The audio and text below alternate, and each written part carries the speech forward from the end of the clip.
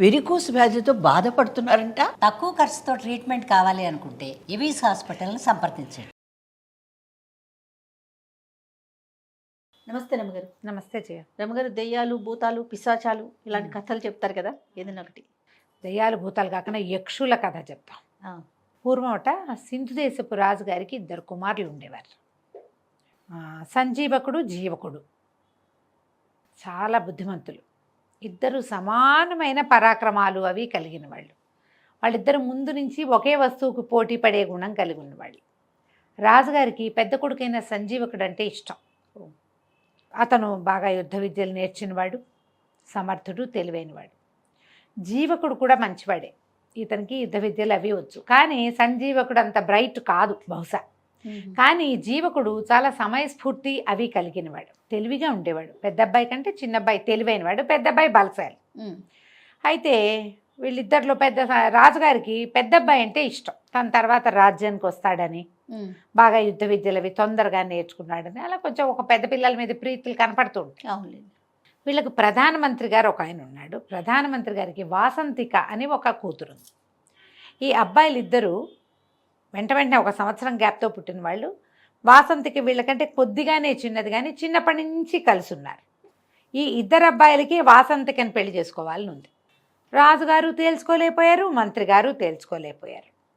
ఏమన్నారు, మీలో ఎవరో ఒకళ్ళు ఊరుకుంటే రెండో వాళ్ళకి అమ్మాయి నుంచి పెళ్లి చేస్తానన్నాడు. వాళ్ళిద్దరూ తగ్గేదేలే అన్నారు. తగ్గల. అయితే ఏమైంది, సరే పట్టాభిషేకం చేసే సమయం దగ్గరకు వస్తుంది, వివాహం కావాలి. వివాహానికి ఒక పోటీ పెడదాం అనుకున్నారు. ఏం పెడదాం పోటీ? సరే ఏమన్నారు, కోట గోడెక్కి రాజకుమారులు ఇద్దరు చెరుకో బాణము వేయాలి. ఎవరి బాణం ఎక్కువ దూరం పోయిందో వాళ్ళకి వాసంతికనిచ్చి వివాహం చేస్తారు, పట్టాభిషేకం చేసేస్తారు. సరే అబ్బాయిలు ఇద్దరు బాణం వేశారు. కోట గోడ దాటి రాజవీధులు దాటి పడింది సంజీవకుడి బాణం. యువరాజు బాణం దొరికింది, ఇక్కడ దొరికింది అన్నారు. దూరంగా కనపడింది. జీవకుడు వేసిన బాణం అసలు కనపడలా. అది ఎక్కడికి వెళ్ళిపోయిందో మరి. వెళ్ళిపోయింది కాబట్టి అది దూరం వెళ్ళింది అనుకోవడానికి వీల్లేదు. అది ఎక్కడో పడిపోయింది, కనపడలా. కాబట్టి పోటీ విరమించేసినట్టు, సంజీవకుడే గెలిచినట్టు ప్రకటించేశారు. వాసంతికనిచ్చి వివాహం, పట్టాభిషేకం. ఈ పెళ్ళి పట్టాభిషేకం సందట్లో జీవకుడిని ఎవ్వరూ పట్టించుకోవాలి. ఈ జీవకుడికి ఆశ్చర్యం వేసింది. అన్నయ్య డెఫినెట్గా నాకంటే బాగా వేస్తాడు, నాకు తెలుసు. కానీ నాది కూడా ముందో వెనకో ఎక్కడో పడి ఉండాలిగా బాణం, ఎందుకు కనపడలేదు అది అని చెప్పి వీళ్ళంతా పట్టాభిషేకం హడావిళ్ళల్లో ఉంటే అతను తను బాణం వేసిన దిక్కుగా నడిచి వెళ్ళాడు. ఎంతో దూరం వెళ్ళిపోయాడు. కనీసం ఒక 70 ఆమడలు నడిచాక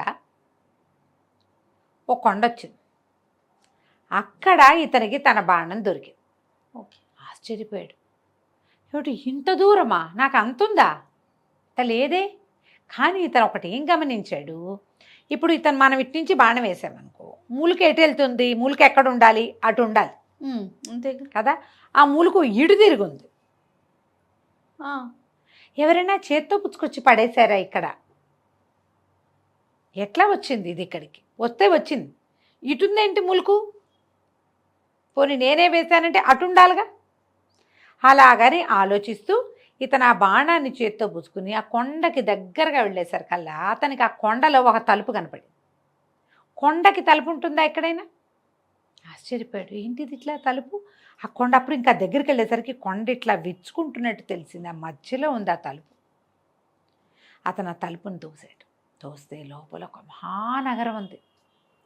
ఎంత పెద్దదో, ఎన్ని తోటలు ఉన్నాయో, ఇల్లు, వాకిళ్ళు, మేడలు, దగదగాయమానంగా మెరిసిపోతున్న గోపురాలు, శిఖరాలు ఎంత బాగున్నాయో. అందరూ మనుషులు భలే ఉన్నారు. వాళ్ళు ఎవరు మనుషుల్లాగా లేరు, యక్షుల్లాగా ఉన్నారు. చాలా ఆశ్చర్యపోయాడు ఇతను.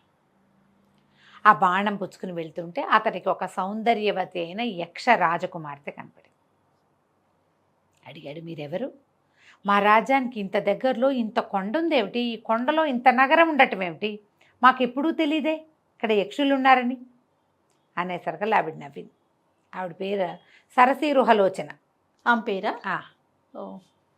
ఆవిడ సరసీరుహ. అమ్మాయి ఏమందంటే, మేము ఎప్పుడు ఇక్కడే ఉన్నాం, నిన్ను చిన్నప్పటి నుంచి చూస్తున్నా నేను, చాలా చిన్నతనం నుంచి. నీ సమయస్ఫూర్తి, నీ తెలివితేటలు, నీ విధానం నాకు మొదటి నుంచి నచ్చినాయి. నీకు వాసంతిక తగిన భార్య కాదు, సంజీవకుడే ఆ అమ్మాయిని పెళ్లి చేసుకుంటాడని నేనే నీ బాణాన్ని తెచ్చేశా. ఓహో. చిన్నప్పటి నుంచి నిన్ను గమనిస్తున్నాను నేనంటే ఇతను ఆశ్చర్యపడి, నువ్వు యక్షకన్యకవు కదా, నన్ను ఎందుకు చూస్తున్నావు నువ్వు అంటే, నాకు నువ్వు నచ్చావు, మాకు కావాల్సిన వాళ్ళని మేము పెళ్లి చేసుకోవచ్చు, మా నాన్న మా వాళ్ళు ఏం కాదనరు అని నువ్వు నాతోటే ఉండిపోమంది. ఈ అమ్మాయిని చూస్తే వాసంతికి ఎందుకు పనికిరాదు దీని ముందు. ఈ సరసేరు హాయి అమ్మాయి ఏమో ఇది కదా, మరి యక్షిణి కదా, ఆ యక్షలోకంలోనే ఉండిపోయాడు. వాళ్ళు ఈ అబ్బాయిని చాలా చేశారు, గౌరవించారు, మర్యాద చేశారు, బోల్డన్ని అతిథి మర్యాదలు చేశారు, ఫుడ్స్ రకరకాలు. అక్కడ ఉన్నవి ఏమిటి, ఆ నగలు ఏమిటి, ఆ నాణ్యాలు ఏమిటి, ఆ కిరీటాలు ఏమిటి, ఆ స్నానాలు ఏమిటి, ఆ స్నానం చేయించే విధానం ఏమిటి, ఆ ఈత కొలనులు ఏమిటి, అబ్బో అసలు చెప్పలేమన్నమాట. ఆ నగర సౌందర్యము, ఆ పట్టణం ఇది మామూలుగా లేదు. ఎన్నాళ్ళో ఉండిపోయాడు. ఆ అమ్మాయినిచ్చి పెళ్లి చేసేశారు ఈ సరసీరుహని ఇతనికి, ఈ జీవకుడికి. జామని ఉన్నారు.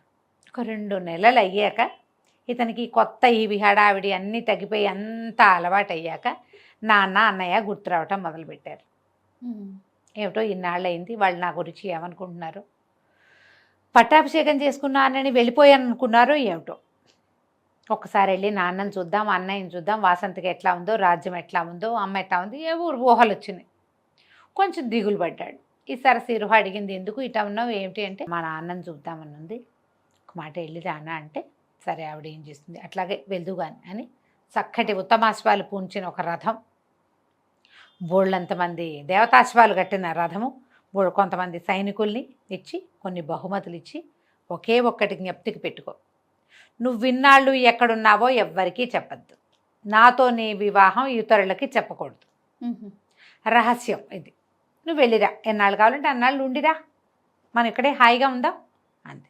అలాగే అన్నాడు. ఇతను ఈయన లోపల ఉన్న రాజ్యానికి రాజు, మరి యువరాణిని పెళ్లి చేసుకున్నాడు కదా, ఆ అమ్మాయి, ఆ రాజ్యం అమ్మాయిది. సరే వెళ్ళాడు. ఈ రాజు మంత్రులు అందరూ ఆశ్చర్యపోయారు.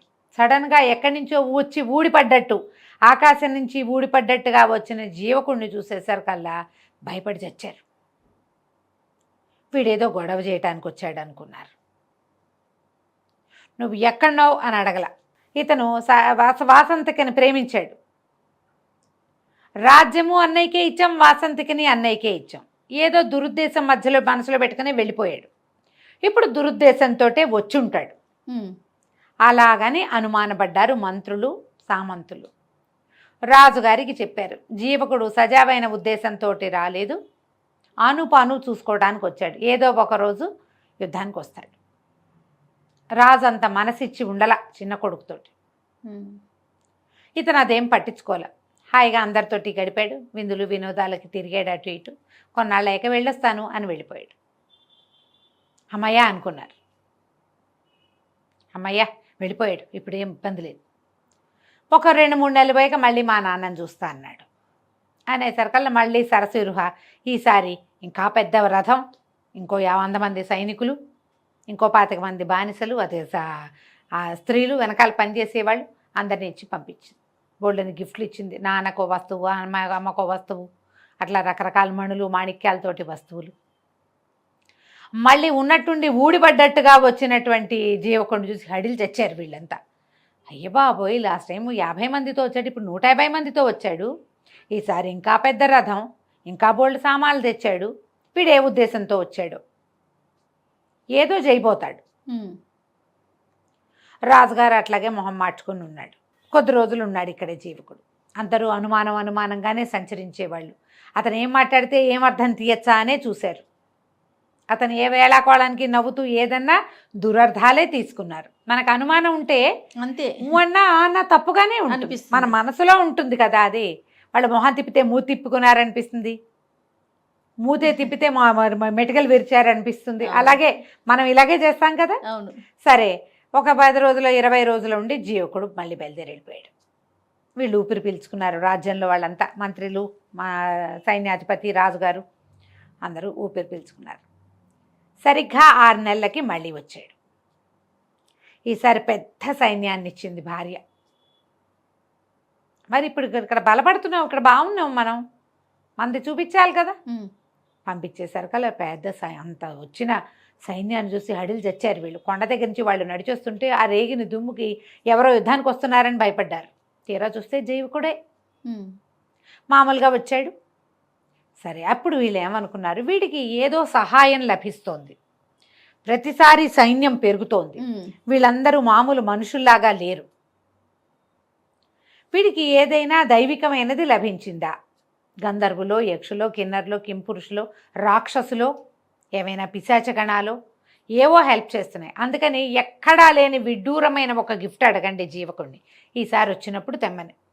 తెచ్చాడా, యక్షులతో ఎవరిదో సహాయం లభించినట్టే వీడికి అనేసరికల్లా సరే ఏం చేశాడు తండ్రి, బాగా ఆలోచించి మంత్రిని అడిగాడు సలహా. ఏం అడగమంటావంటే, ఎక్కడికైనా వెళ్ళినప్పుడు, వేటకి వెళ్ళినప్పుడు సైన్యం అంతా తలదాచుకునేందుకు ఒక డేరా, ఒక గొడుగు కావాలి, ఆ గొడుగు అరిచేతిలోనే పట్టాలి, అలాంటి గిఫ్ట్ ఏదైనా పట్టుకురమ్మని.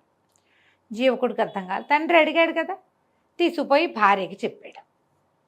మా నాన్న ఆయనకి పెద్ద డేరా లాగా ఉండే గొడుగు కావాలట, అది అరిచేతిలోనే పట్టాలట, విప్పితే పెద్దది కావాలట, వేటకి వెళ్ళినప్పుడు, యుద్ధానికి వెళ్ళినప్పుడు, గట్టు మీద నుంచినప్పుడు ఇట్లా గొడుగులాగా ఉండాలి, కానీ అది మళ్ళీ పెద్దదిగా ఉండకూడదంటే అలాగే ఎంతలోకి అలాగే ఇద్దాం ఈసారి అంది. మళ్ళా 3 నెలలకు వెళ్ళాడు. ఈసారి అరిచేతిలో పట్టే ఓ గొడుగు తెచ్చిచ్చాడు నాన్నకి. ఆ గొడుగు విప్పితే విప్పితే విప్పితే విప్పితే ఒక క్రోసెడ్ మేర అయింది అది. మళ్ళీ అదంతా మడిస్తే అరిచేతిలోకి వచ్చేసింది. ఓహో, కాంతపోయారు జనం. అయ్యో బాబోయ్, ఇంకేమైనా ఉందా, వీడికి యక్షులదే సహాయం లభించింది, ఏదడితే అది చేసేస్తున్నాడు, వీడు అడిగితే చేసేస్తున్నాడు, రేపొద్దున ఉట్టుడియంగా వచ్చి పడిపోతాడు, రాజ్యం లాగేసుకుంటాడు, వాళ్ళు ఎందుకు ఊరుకుంటారు యక్షులు.